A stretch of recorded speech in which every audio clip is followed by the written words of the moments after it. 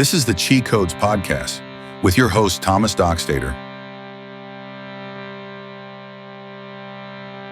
So, Joey, great to have you on. I met you at a software company we worked for a couple of years ago. It's been quite a bit of time, actually, five years or something like that now. But you know, one of the things that kind of motivated me to have you on, and I'm glad you agreed to come on, is more recently you had a pretty tragic or horrific mountain biking wreck, to say the least. For sure. Yeah. And so, I mean, to kind of catch everyone up, I mean, the way I found out about it more or less was I just saw some posts from some friends that you were in the hospital, and I didn't really know, what had happened necessarily. But later on you had started posting a little bit about what it was, and it actually turned out to be something quite serious. It wasn't your typical, broken collarbone or something like that. The main reason I wanted you to come on is I do want to hear about the accident, and I think that's super important. But with my podcast, what we're really doing is I want to talk about stories where individuals are really kind of shown the reality of their lives, I guess, and because I feel like we kind of get on this hamster wheel of for sure, wake up, work, right? We go through our routines, right? And like this disrupted your routine massively. Oh, for sure. Yeah. Yeah. I think it's interesting. I've been thinking a lot about just the rat race we live in. Yes. Like you're saying, and what's important, what's not important. Why do we get up? What gets you up? What keeps you motivated? And this whole experience for me over the last 3 months has been super eye-opening, because there's parts of our lives where we just feel invincible and things are comfortable and nothing can hurt us and we're winning, and it can be, seconds where it's flipped over and disrupts your routine for sure. And so ironic timing that you reached out to me, and kind of what your books talks about and the things that you stand for are all about just finding that harmony with reality, which has been a search for me for the last couple of months. Mm-hmm. Yeah. Trying to stay alive, and then trying to realize what's important and what's not. Yeah. So let's back up. So talk to me a little bit about, so I know you're an avid golfer. I know, you mountain bike. How often were you getting out and mountain biking? Yeah. I think at the core of who I am, I think I'm addicted to adrenaline. Okay. So if I can go fast, I'll do it. If I can jump off something, if I can go upside down, like I love the feeling of, the adrenaline pumping. Mm-hmm. And so I spent a lot of my life skiing, mountain biking. And I think for the last few years, I've been 2 to 4 times a week pretty regularly. Wow. So going a lot. Yeah. And then also road biking as well. But there's something comforting to just getting on a bike and pedaling and knowing that you are in charge of where you go and how far you go, and being able to listen to your body and listen to kind of the energy that you need to, achieve that adrenaline rush. Right. And so, okay, so you're going regularly, you're comfortable with it. Had you been on this trail several times? Like, no, brand new. Oh, okay. It's over in Mueller Park, North Salt Lake area. And they've invested a lot of money to go in and build out trails over, the Bountiful area. And when you cut into a trail, you're cutting down trees and you're cutting through the brush. And never went over there before, but we, about 3 years ago, my dad and I started this Fridays with Dad, FWD. Cool. It's a chance for us to get him out, my brothers and him, and just spend time with him. He's mainly a road cyclist. How old is your dad? 69. 69. How many brothers do you have? Got 2. 2 brothers. One older, one younger. Okay. Right on. Sounds like you guys are pretty close. Yeah. Get out and bike. For the most part. Awesome. So it's good. We were out on a Friday and just happened to be one of those unlucky events. So did you just come around a corner or like? Yeah, it was a downhill kind of flowy trail. You're up and down and you're in and out of trees, pretty narrow. And there was a part where it went down to the left and then started going up to the right. And I just right, left, right pedal. And there was a little stump that was stuck out. And I hit the stump with my pedal. Mm-hmm. And that bucked me off into the trees, and then kind of tried to save it, but flew into the trees. And then I think we don't know exactly what hit it, but I ended up on my back, and I went to push up after that. Kind of the air came back to me, and couldn't push up. And I was like, oh, got some broken ribs or something's wrong. And how fast do you think you were going? I don't know. 18 to 25, somewhere in there. Good Pretty enough. normal downhill speed. Okay. But I remember laying down there and taking a big, deep breath in, and I heard this terrifying gurgling noise. Oh. And I thought, there's a stick in my lung. And, there's nothing on me, so my little brother ran up, and he tried to lift me up, and I couldn't get up. It was so painful, and I just said, I got to get up. So he yanked me up, stood up for a second, and then I lifted my shirt up, and that's where we saw it looked like a bullet hole. Wow. Right in the middle. Dead center. Little blood coming down. Wild. And that was like, okay, something really bad has happened. So talk to me about that right at that moment. Because I've been in a couple of shocking situations where you go into shock. Did you go into shock or were you more calm? So this was May, end of May. If you rewind a teeny bit, in October of 23, I was on another ride with my dad and his friends. And there was one of his friends that was behind me coming down on the road, and he slammed into a bus right behind me. Jeez. And this will all connect in a second, okay. But he ended up sliding under the bus, like right out of a movie, like blood everywhere. Wow. And I heard that I was the first one there on the scene, me and him. I got under the bus with him, and he was trying to breathe, but I heard that gurgling noise. Oh, gosh. And so fast forward to my adventure, when I heard that gurgling noise, it was like instant. You were transported back to like, I'm not gonna good. die. Yeah. Because my dad's friend ended up passing away in the helicopter, but just the connection between that noise, I lifted up my shirt, I took a big deep breath in, and a gurgling noise. I didn't go into shock, but I went into this mode where it was like, I have to make it to the hospital. And then my dad showed up, my older brother showed up because they were a little bit slower than us. Mm-hmm. And it was like the worst case scenario mixed with the best case scenario of every single event. And we kind of put all these pieces together at the end, but we were 2 minutes from the parking lot, which was a miracle in itself. Yeah, no kidding. There's no cell phone service over there, but my older brother happened to have cell phone service randomly. So another miracle. He's on the phone with the 911.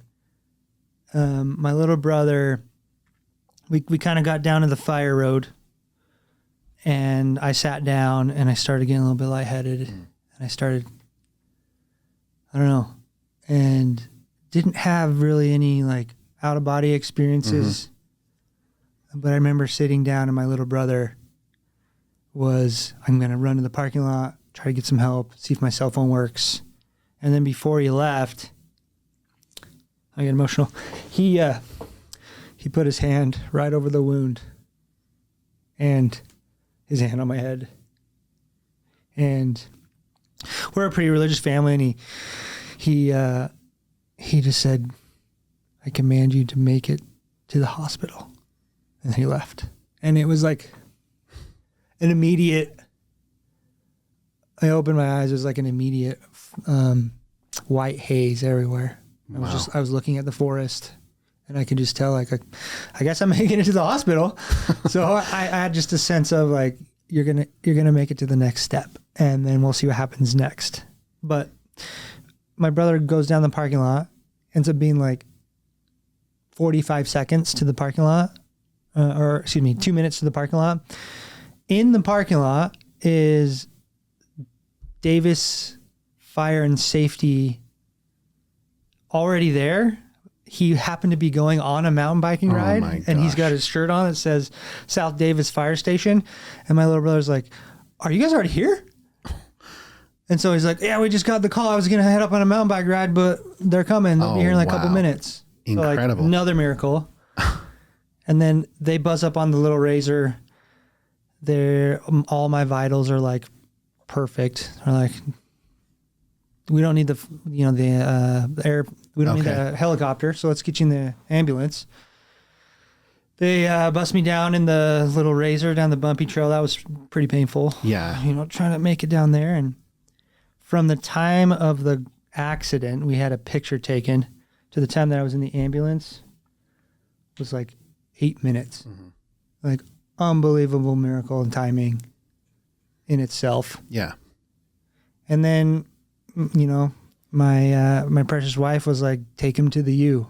They were going to take me to another hospital. And if, hindsight, if that didn't happen and I went to a different hospital, like no way they would have had the trauma 1 type team there. Exactly. Yeah. So yeah, that was wild. And then I'm in the ambulance like, okay, am I going to make it? Am I not going to make it? So at this point in the ambulance, like talk to me a little bit about like, how were you physically feeling? Were you just feeling kind of faintish or like? Yeah, I think it was a mix of like you just got the wind knocked out of you and you fell pretty hard. You have some broken ribs.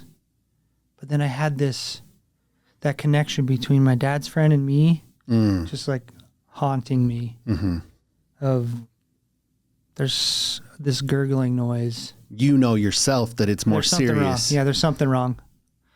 And the fact that there's a bullet hole wound, big puncture, was also pretty scary.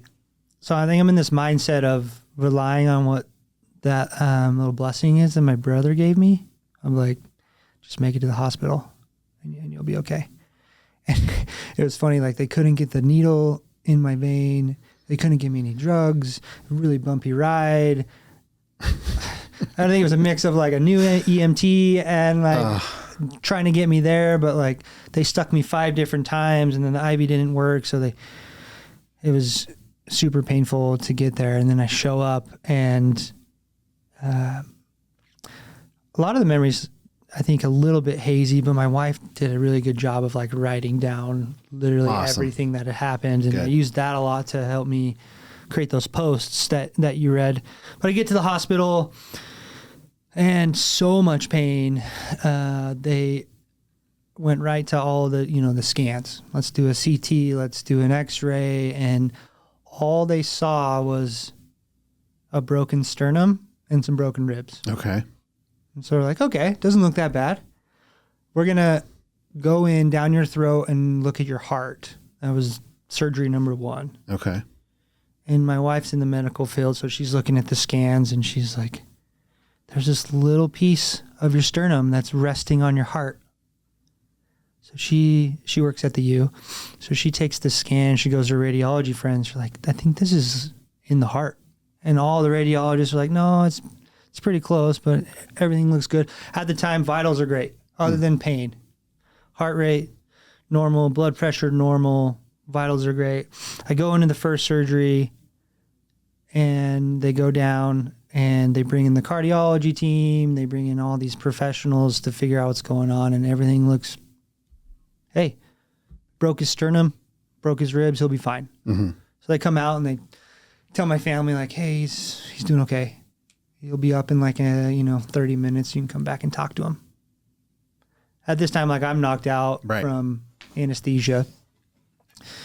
And my wife doesn't hear from the doctors for like almost 2 hours. And I can only imagine like her pacing around, like what the heck's going on? Like hospitals are not fun as is. Right.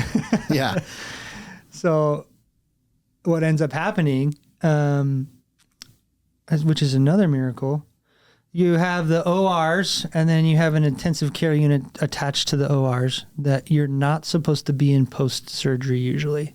They usually go down the hall, down the elevator into another intensive care unit, unless, there's some complications, which there was none. But they didn't have any room in that other area, so they're like, we're just going to put him right next to the OR. And like in hindsight, that was a huge miracle because about 40 minutes after the surgery, everyone's kind of just waiting to figure out what's happened to me. And then the nurse is like, hey, calls the doctor. Hey, your patient's blood pressure is pretty low. He's like, what is that? What low is it? He's like, it's like below 30. And he's like, okay, call code blue. He's dying. Like, emergency. Like, everyone's freaking out. And it was like, we learned later on how crazy it ends up being, but they call the code blue, which essentially means person's dying, all hands on deck. So the main trauma surgeon is in the cleaning room scrubbing up for another surgery.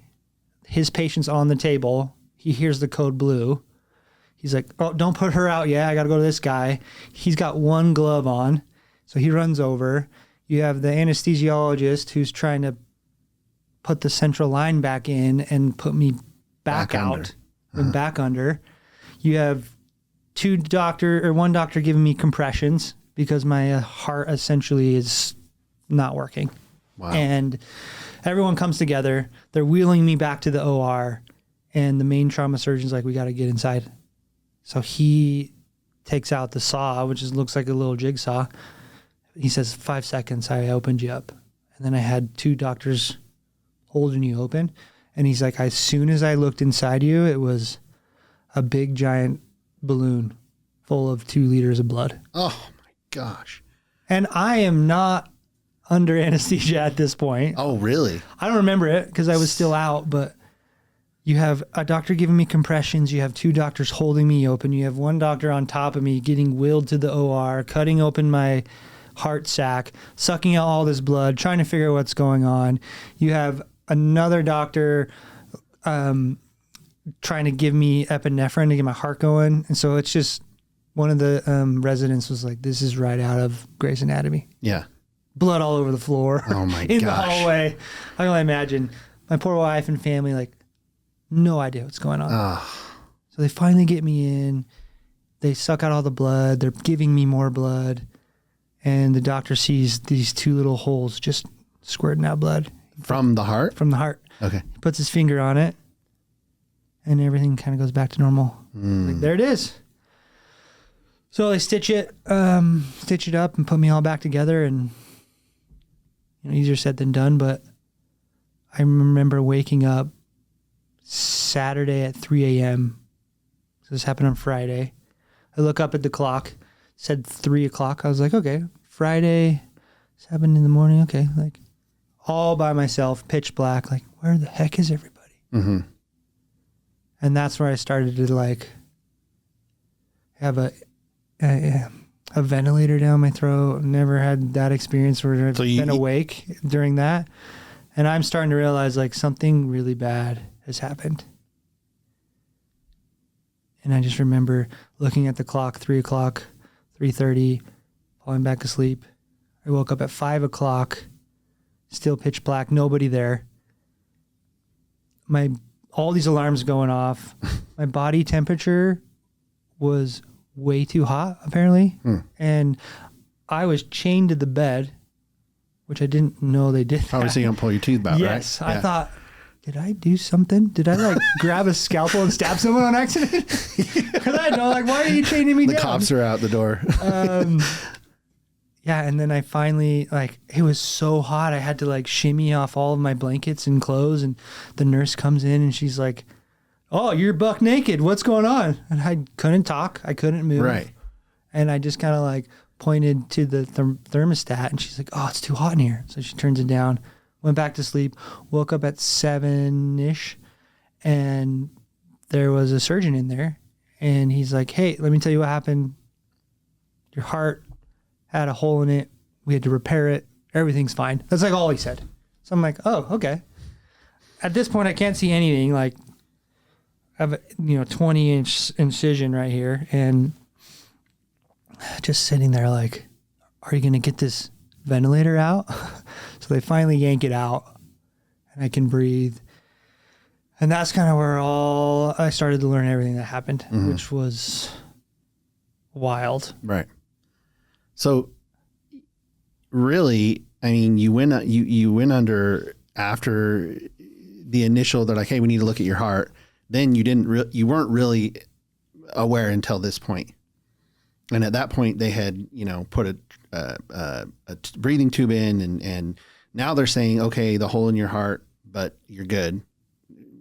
Right. Pretty basics, typically what doctors do, right? They don't share a lot of information.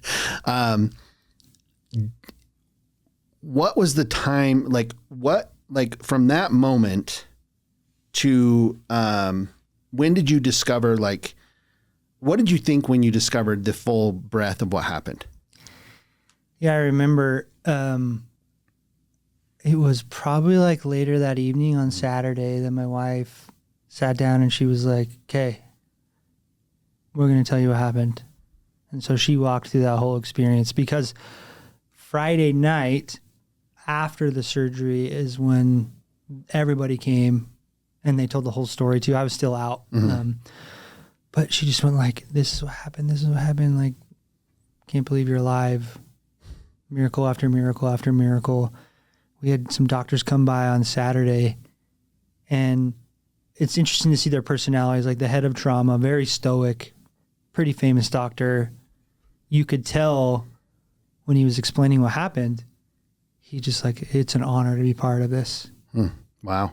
We don't see this very often. That's crazy. And then you have some of the residents. Why? Because they die? Yeah. So I got to be friends with one of the residents, and I was like, hey, can you just be very candid and casual with me? I want to know the real story. She's like, okay. He's like, we don't see this very often. And I'm like, okay, what does that mean? He's like, nobody makes it this far.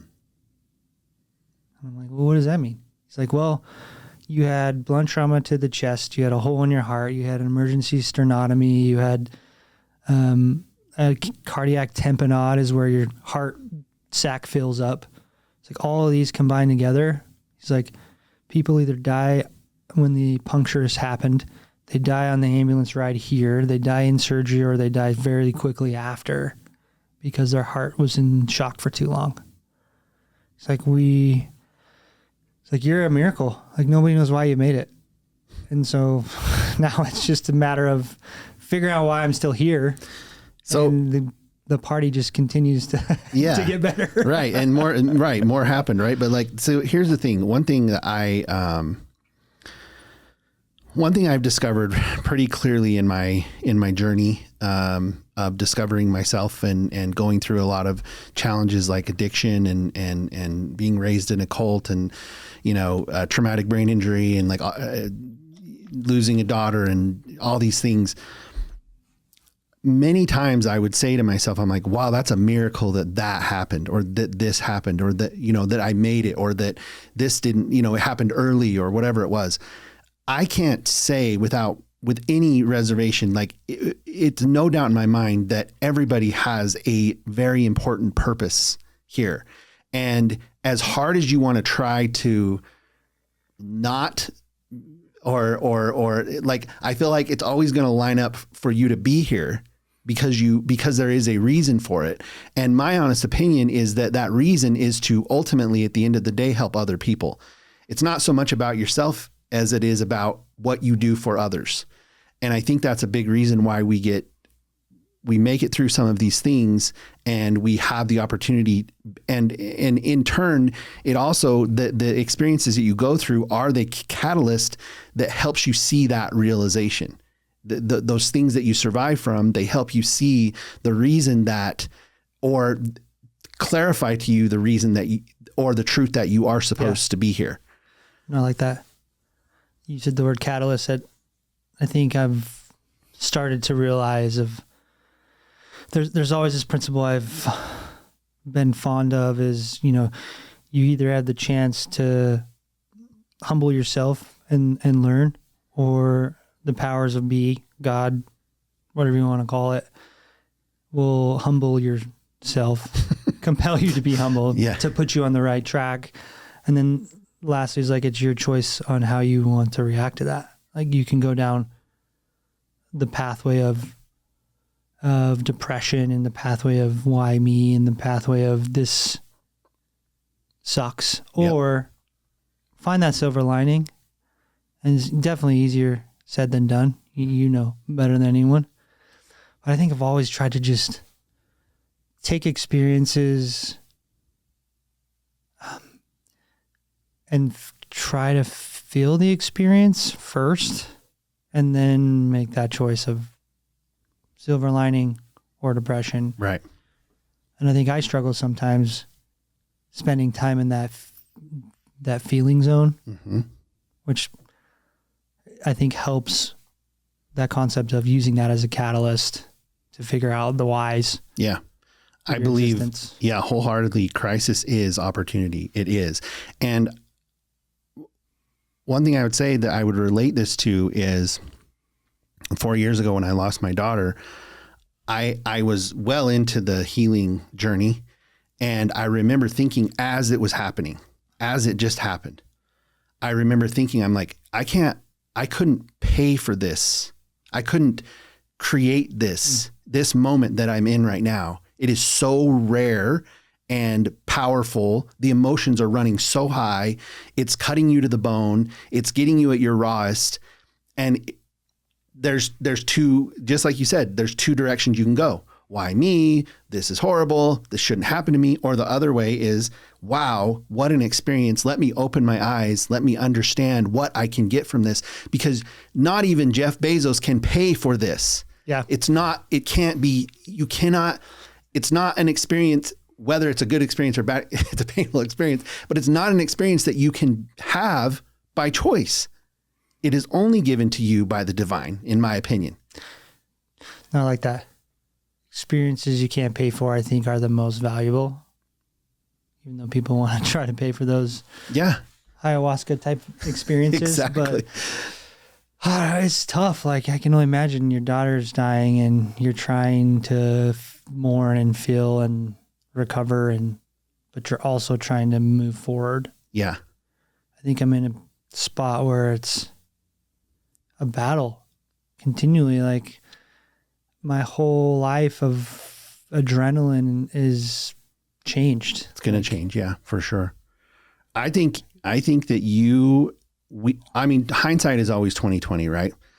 But I believe that you will look at this event and you will never be more grateful for it at some point. You will look at this event and be like, that is the point in which I made this decision to change this and that and the next thing. And it's so hard. It is so hard to see it while you're in it. It is almost impossible. But I've been through so many things that now when stuff happens, I don't even dip to the low. I'm just like, oh, awesome. Here's another non-paid experience. So, okay. So so something more happened, right?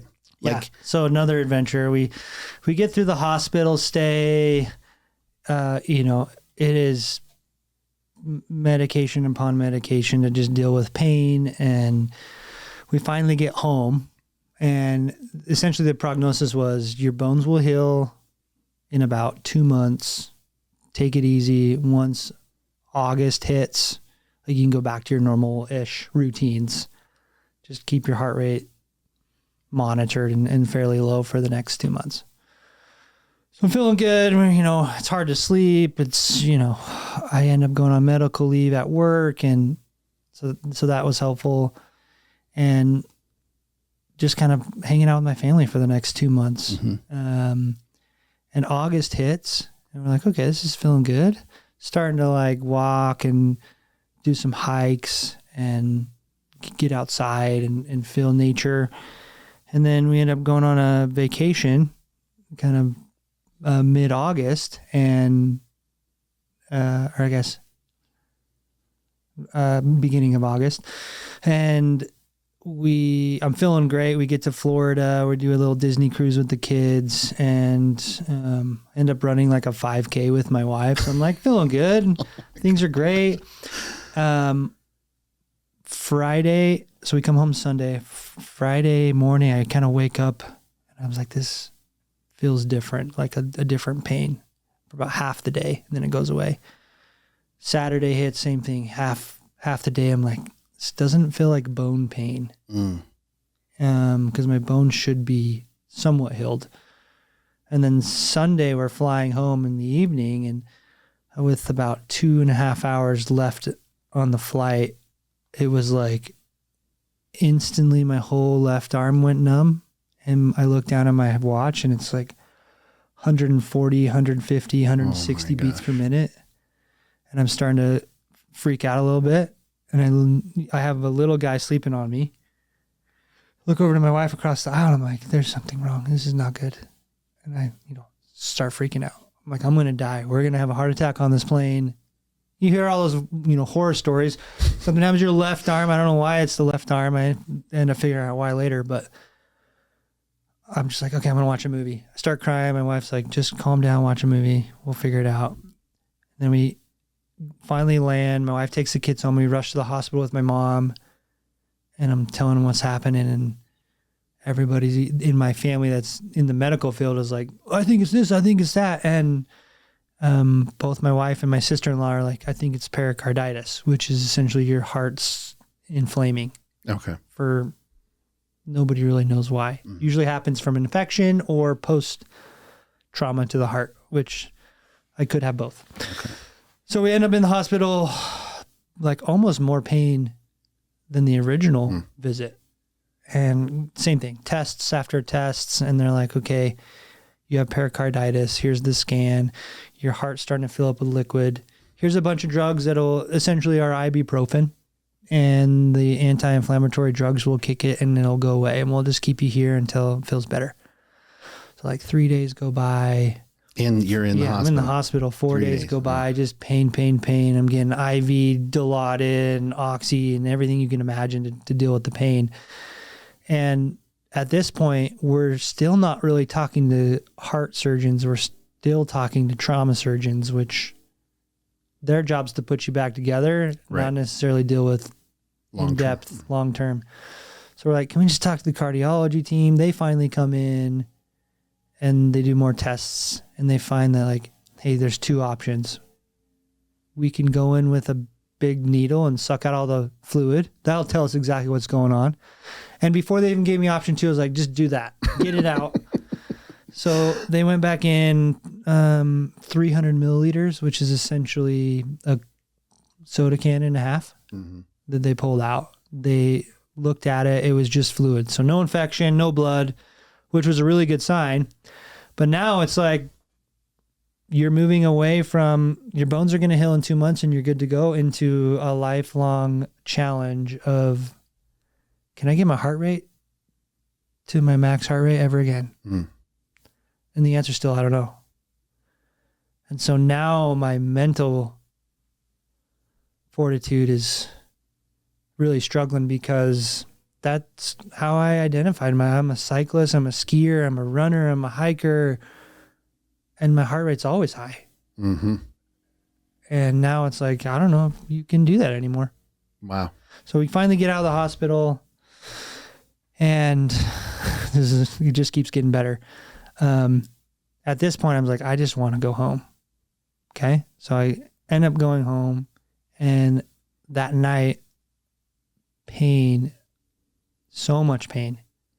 So we ended up going back in the next day for another few days, and total stay was about 8 between the 2 visits. And at this point, my company was acquired. My job's being fizzled out. I'm going off of insurance. I'm getting onto Cobra. So like all the things that could happen negatively are starting to happen. And now we're back in this circle of what do we do now? And that was essentially 3 weeks ago. And they put me on some pretty heavy drugs to monitor and try to figure out, but they don't really know what's gonna work and what's not gonna work. Do they think that? What do they think caused that extra fluid? Do they know? Was it running, or was it like doing the 5K? This maybe is like the $1 million question. They don't know. They say it comes from two things: infection or trauma to the heart. And I had a trauma to the heart, so they're leaning on that. But ironically, I have a really good friend who had open heart surgery. He's a big skier with me, and we've been talking a lot because he has the same pericarditis challenge, but his has been going on for 12 months. Oh, wow. And so we're trying to figure out, like, okay, we went from ibuprofen to this special drug called colchicine, and none of those worked. And now they're like, okay, let's just zap it with some steroids while we try to get you on this shot that you take once a week. That's an immunodepressant to help regulate inflammation in your heart, but it's $500,000. So we got to wait for the insurance to say yes. Gosh. So finally got approved for that. I'm going to start that soon, which will get off the steroids because there's a lot of bad side effects there. Yeah. And they're like, don't get your heart rate above 100 for 3 to 6 months. Oh my gosh. So just getting all fat and sassy, eating bread, being lazy. Well, I mean, so right now, really, I mean, this happened in June. Was it in June? Yeah, end of May. Early June. So really, you're a couple of months into it all. I mean, and realistically, your heart is still healing, right? They never figured out, was it a stick? They don't know. We don't necessarily know what. We think it was the part of the sternum that ended up puncturing. Oh, I see. The heart. What made the hole though? Was it a stick? It's definitely some sort of stick that was on the ground. Okay. Interesting. It's a strong stick. I know. Went through sternum and everything. Like cut down trees and they're like laying down. Gotcha. They have little branches. Okay, yeah, that makes sense. So I have a question. At the height of when you were thinking that you might die, I'm just curious, like what was going through your mind at that point?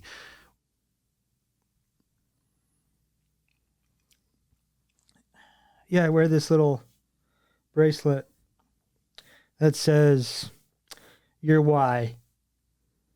It says my wife's name and my 3 kids. And it's right here, so at any time I'm typing, I can look at it. But I think just focusing on, those 4 people in my life that need me to survive. Mm-hmm. Yeah. And then there's me that needs me to survive. I don't want to prematurely leave this place. Yeah. So I think at the height was right when my brother gave me that little blessing, and I just remember we're making it. And then anytime there's, you can't really have a bad day after this. Mm-hmm. This I feel like is as bad as it can get, which knock on wood, right? But yeah, careful. I'm like, what else can happen? Like if we can get through this as a family, and my wife and I can get through this as a couple, like there's nothing really else that can rattle you. Like you said, you won't go back down to that low part when things happen because you can get through them. Yeah, exactly. I think, in my experiences that have happened to me and more recently, the stuff that I've gone through, a really stark revelation kind of came to me, and it was about why we're here, right? Like, because I think, especially in the world, the way that it is now, there's just this massive amount of distraction all the time with our phones, with our jobs, with everything, right? And when you have kids, it's like you're there for them. Kind of. You're kind of there for them, right? And I had this really crazy experience of doing ayahuasca, and I saw my dad. He had died when I was 22, and I was like, I just wanted his approval. And the medicine was like, he was doing the best he could. I was like, I wanted his approval. He was doing the best he could. I wanted his approval. Like you give your son your approval. And I was like, oh my gosh. And it just made me understand that I'm just like him. Maybe he was trying to show me those things, but only to the capacity that he understood it. And so for me, it was like this light of like, what are you doing? No one is going to care what you did in your career. No one cares what deal you sold or the company you worked for. That doesn't matter at all. It's just, it's zero. And it's like, what is your legacy going to be? What are you doing for this world? What ripples are you leaving in this pond of life? And it hit me so hard that I was like, oh my gosh. I'm like, I have to do everything I can to spread the word of what I've overcome, not to say it's greater or less or whatever, but telling people I've overcome it and that we're going to continue to have these traumatic events happen in our lives, right? Like I think about like losing parents and losing siblings, as you get older, right? It's like, those are like things. Yeah. And for me, it's like, how do you prepare yourself to receive the most value from that versus the opposite of letting it destroy you? So you're right now in the actual crux of it. Yeah. You're in it right now. You say a lot of these things that I completely resonate with. I think the challenge for me is, I have a desire to like be the best dad ever and the best spouse ever. But it's like, how do I have the energy and how do I put the work in? How do I learn to do that? I think is the next step. And then the third step for me is like, just do it. Yeah. And I think I live too much in this, I want to do things stage. And just bridging that gap of desire to action. And sometimes your energy needs to, at least from my experience, I put my energy for action in things that, like you said, aren't necessarily the ripples you want, but sometimes the ripples you need to survive.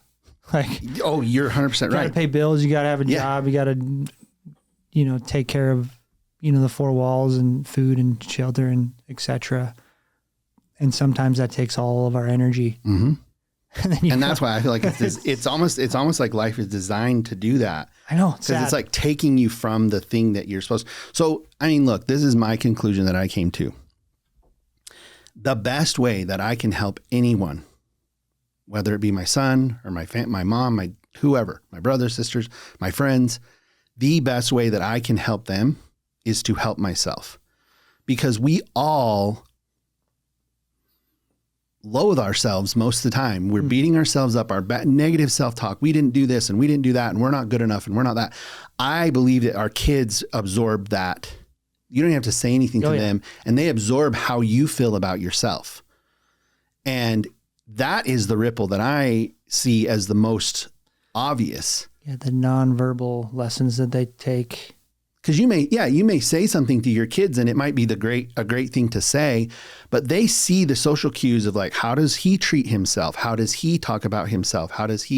Because then they absorb that. And then it's this generational thing that just goes on and on and on of how we all don't think we're good enough. And the last person that we give love to is ourselves. That's the last person that gets love, which in reality, it should be the first person, because that's what I believe about. Jesus talked about this. He says, my cup runneth over, basically meaning that he's so fulfilled that he can fulfill. Right. And the challenge is like, okay, that's cool. How do you get there? Yeah. How do you get there?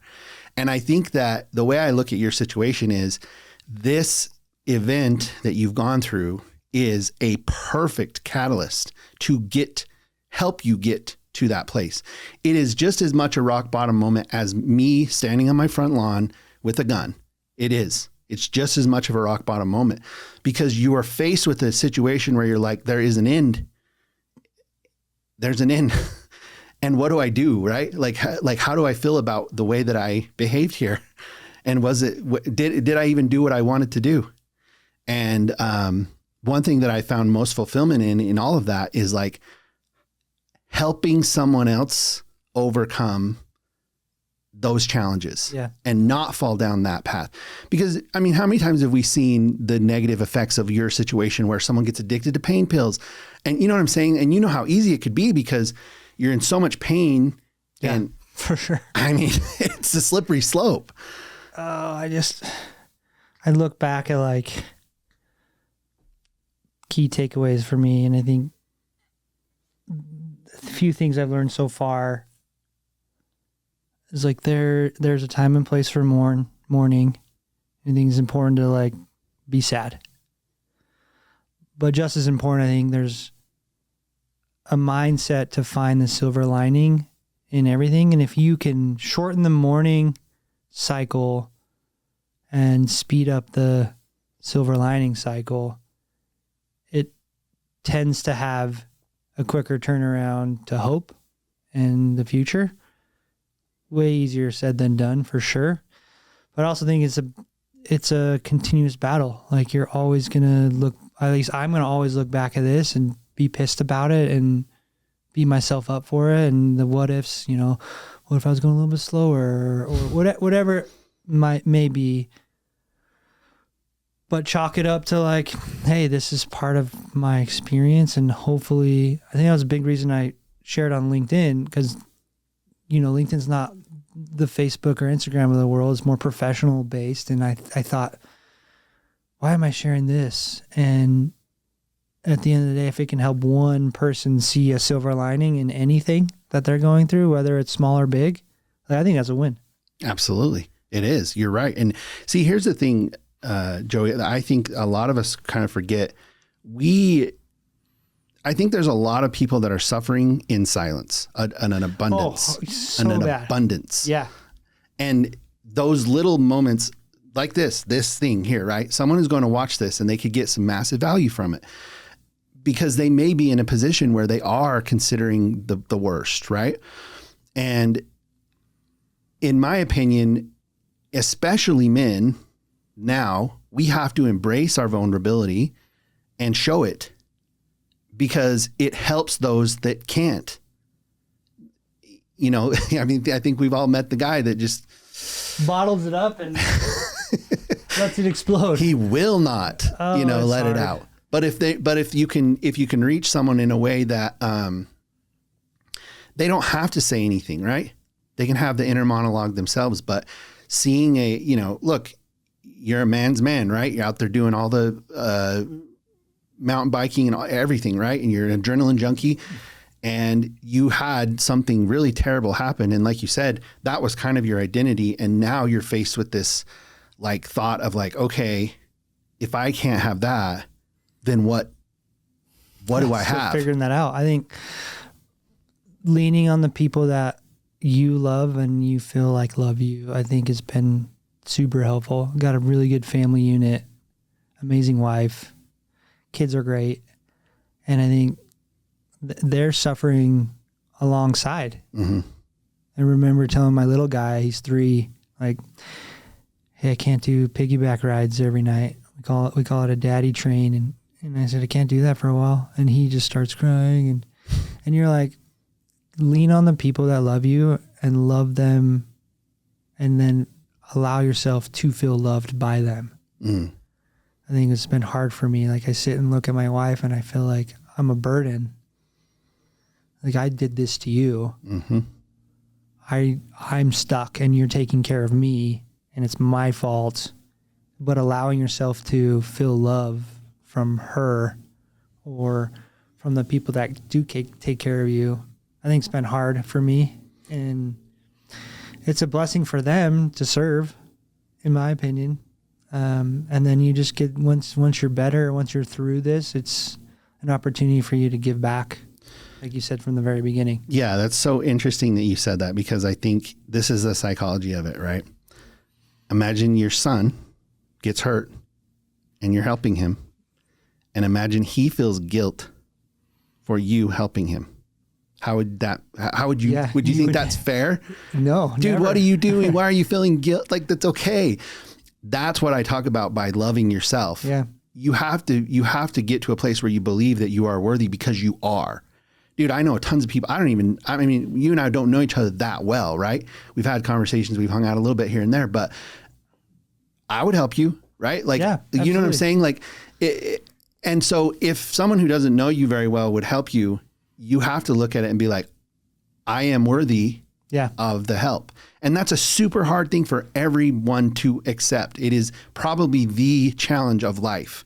I believe it's like, I'm okay, I'm worthy of that is like, it's a tough pill to swallow. It really is. Yeah, believing you're enough and believing you can be loved, and then allowing yourself to feel love. Mm-hmm. Even when you feel like you're a burden to people. Right. Which, yeah, it's just not true. I think it would be more devastating if you didn't make it, right? Like that's a ripple that just devastates everyone. Yeah. So that's the timeline you don't want to go into. yeah, exactly. And I think there's a big purpose for you to be here still, right? Because if those trauma doctors see it every day, and they're like, whoa, you survived. That's pretty awesome. Yeah. When we checked out the first time, they're like, okay, come back in a week, take your staples out. So we go back in a week. And then I was like, okay, what's the game plan now? I'm like, hopefully we never see you again. And I was like, okay. Thanks a lot. He's like, follow up. And he's like, well, we've never made it this far. I'm like, well, what does that mean? And then he went back to like, everybody dies. You're an anomaly and So freaking awesome, dude. take care of yourself. That's incredible. And then, dominoes happened. But I remember hearing that and just feeling luck and grateful. And now I got to figure out the why. So now I'm on that journey of, I think there's a couple pieces I've put together, but at the end of the day, whoever I can help get through,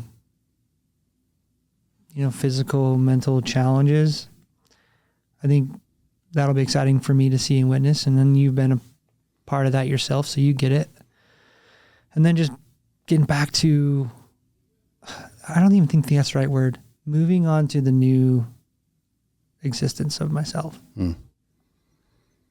Like going backwards, I don't think it's going to ever happen. No. I'm not going to get back to where I was. It's just going to be a different destination now. Yeah. Different activities, different meaning. So,